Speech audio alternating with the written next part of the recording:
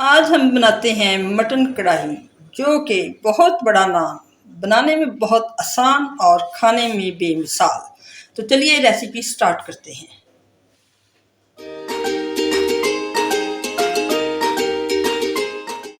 बिस्मिल्लाहिर्रहमानिर्रहीम। मेरी प्यारी प्यारी बहनों, राज दुलारी बेटियों और तमाम व्यूवर्स को अस्सलाम वालेकुम और आर के आर फूड में खुश आमदीद। तो आज मैं जो आपके लिए ज़बरदस्त रेसिपी लेके आई हूँ वो है मटन कढ़ाई की। मटन कढ़ाई का नाम जितना बड़ा है, बनाने में ये उतनी ही आसान है, बल्कि मुझे तो लगता है कि हर चीज़ से आसान जो है वो मटन कढ़ाई बनाना है। तो चलिए अब हम इसकी तैयारी शुरू करते हैं। तो ये हमने 1 किलो जो है वो मटन लिया है। उसके लिए 2 बड़े प्याज, उनको मोटा मोटा काट लिया है क्योंकि ये इसके साथ ही गल जाएंगे। और 1 गट्ठी जो है वो लहसुन की ले ली है। अगर हमने बहुत ज़्यादा बनाना होता है तो लहसुन को हम कूट कर उसका पानी शामिल कर लेते हैं, लेकिन 1 किलो में तो छील कर भी डाले जा सकते हैं। और साथ ही मोटे काट के 2-2 पीसेस में करके मैंने 1 पाव जो है वो टमाटर भी शामिल कर दिए।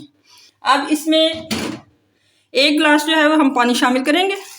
और मटन जो है ये तकरीबन 10 से 15 मिनट में जो है वो गल जाता है, लेकिन 10-12 मिनट के बाद जो है हम देख लेंगे इसको, ताकि इसकी कंडीशन का पता चल जाए और उसके बाद इसको मज़ीद प्रेशर देंगे।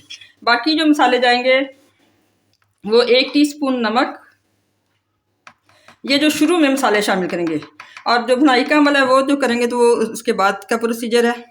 1 टीस्पून नमक, 1.5 टीस्पून जो है वो लाल मिर्च और 1 टीस्पून ही हल्दी। तो ये सारे मसाले डालकर हमने इसको चढ़ा देना है, और जब गोश्त गल जाएगा तो उसके बाद जो है इसकी बाकी तैयारी करनी है। तो चलिए नेक्स्ट प्रोसीजर जो देखते हैं जी। तो तकरीबन 15 से 20 मिनट में जो है ये हमारा मटन जो है ये गल के तैयार हो चुका है। अब हम इसको कढ़ाई में डाल के तो इसकी भुनाई करते हैं और बाकी प्रोसीजर करते हैं जी। तो गोश्त हमारा गल के तैयार हो चुका है, और अब हम जो नेक्स्ट प्रोसीजर करते हैं, तो मैंने 3 टेबलस्पून जो है इसमें घी ऐड कर लिया कढ़ाई में। अब इसमें जो है 1 टेबलस्पून जो है वो अदरक, ये अदरक हम शामिल कर देंगे। और इसको थोड़ा सा फ्राई करने के बाद गोश्त जो है वो इसमें ऐड कर देंगे और भून लेंगे अच्छी तरह से।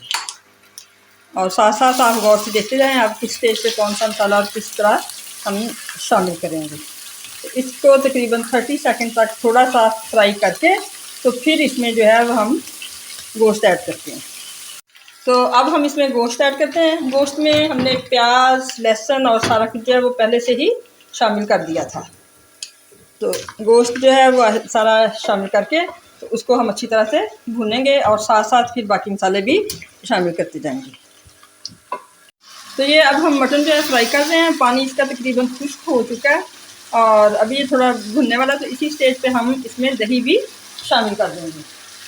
और दही जो है हमने तकरीबन इसमें 1/2 कप दही जो है वो शामिल करना है अच्छी तरह से, उसको फेंट कर।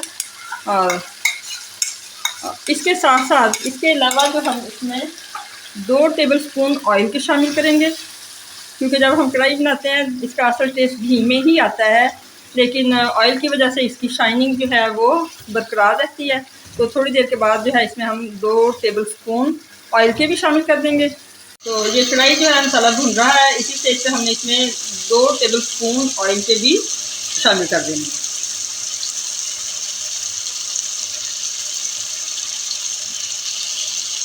और फाइनल पे जब हम हरी मिर्चें और सारा कुछ शामिल करके और इसमें बटर के 2 टेबलस्पून शामिल करके इसको दम देंगे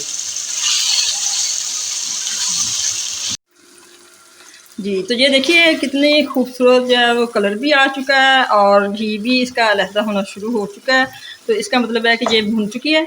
अब इसमें हम थोड़ा सा पानी का छींटा लगाएंगे ताकि मसाला जो है वो थोड़ा सा बोटियों से अलग हो जाए और डालने में आसानी रहती है, गोश्त खाने में भी। तो इसलिए थोड़े से पानी का हमने इस स्टेज पे छींटा लगा के, और बाकी मसाले जो है मैं इसमें अब ऐड करती हूँ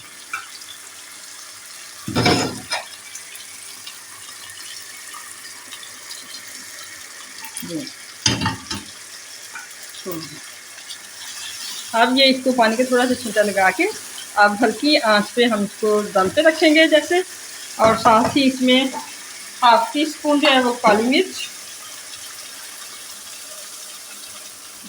आँच मैंने थोड़ी कम कर दी है।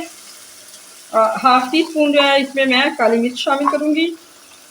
और काली मिर्च जो है ज़्यादा बारीक नहीं होनी चाहिए, दरदरी सी होनी चाहिए। 1 टीस्पून जो है वो ज़ीरा पाउडर, सॉरी धनिया,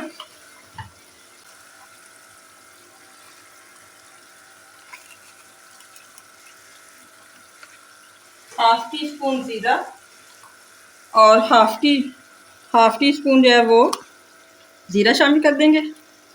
हाफ टी स्पून ही गरम मसाला। इन सारे मसालों के बाद इसमें जो है 2 टेबल स्पून बटर वो भी हम शामिल कर देंगे। और गार्निशिंग के लिए ये हरी मिर्चें कटी हुई 2 से 3 हरी मिर्चें जो हैं वो बारीक काट कर वो भी शामिल कर देंगे। तो अब इसको हम 3 से 4 मिनट के लिए जो है दम पे रख देंगे और बाद में गार्निशिंग के लिए धनिया और अदरक ऐड कर देंगे। जी, तो हमारी कढ़ाई जो है मटन कढ़ाई बिल्कुल तैयार हो चुकी है भून के। अब हम इसको थोड़ा सा धनिया के साथ गार्निशिंग कर देंगे और अदरक के साथ।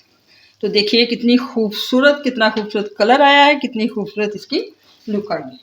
इस तरह से लंबा लंबा अदरक काट के तो सर्विंग से पहले जो है ये भी हम खूबसूरती के लिए ऊपर